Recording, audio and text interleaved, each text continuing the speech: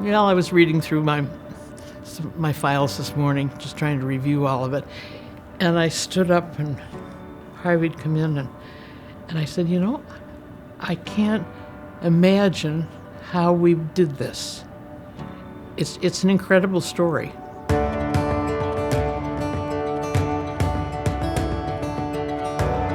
The mission of the Community Foundation is quite simple. It's connecting people who care with causes that matter.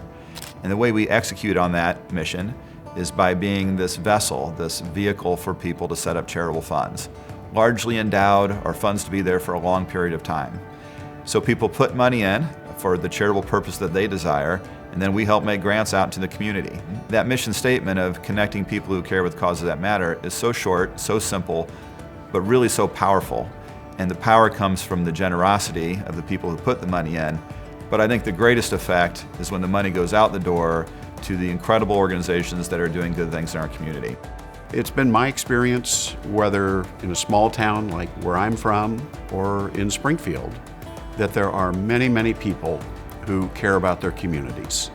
And in many cases, they are looking for ways to help and to give back. In some ways, they come to the foundation to sort of ask that question, how can I help?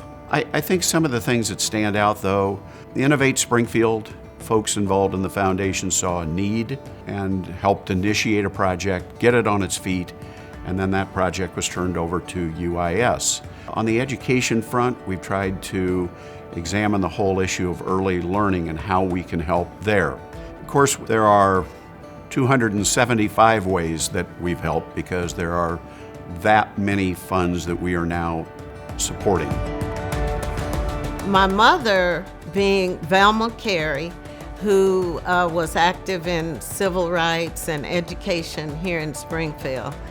Jane Dennis was her attorney. Not only was Jane her attorney, but she was her friend. They would sit and talk about things, And so when she passed, Jane was telling me there's this community foundation that has family funds that can make contributions in the community. And so I established a Velma Carey Family Fund. And we wanted it to be unrestricted so that we could, decide each year however we wanted it to go. My grandparents, who have just recently passed in the last couple of years, that was part of our culture, was always giving back to the communities that gave us so much. And so that was kind of ingrained in my sister and I growing up, and I'm doing that with my children now. So my parents have one, my wife and I have one, my sister and her husband have one as well, to be able to give back to areas where we feel, individually as couples too, and as family, be able to give back as well. In the early days, I'd say we were much more of a transactional organization.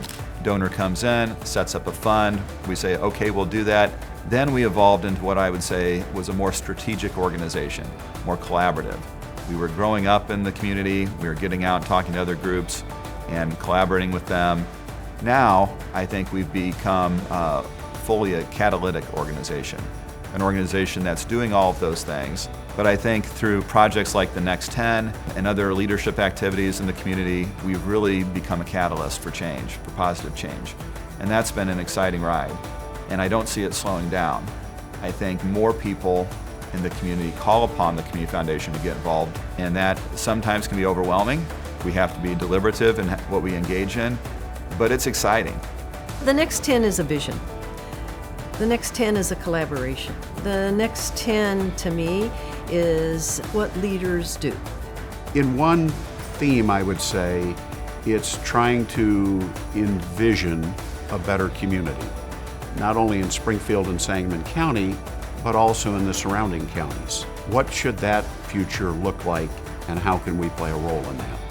Whenever I move to a new city, I always find out where the Community Foundation is, because I think it is the center of giving, and it's really an organization that really understands where there is need and how to pull everyone in the community together to get behind those needs. This community really wants to be able to give and to support. It just needs to have, I think, that lightning rod and that focal point to have that impact. And I think that's the Community Foundation.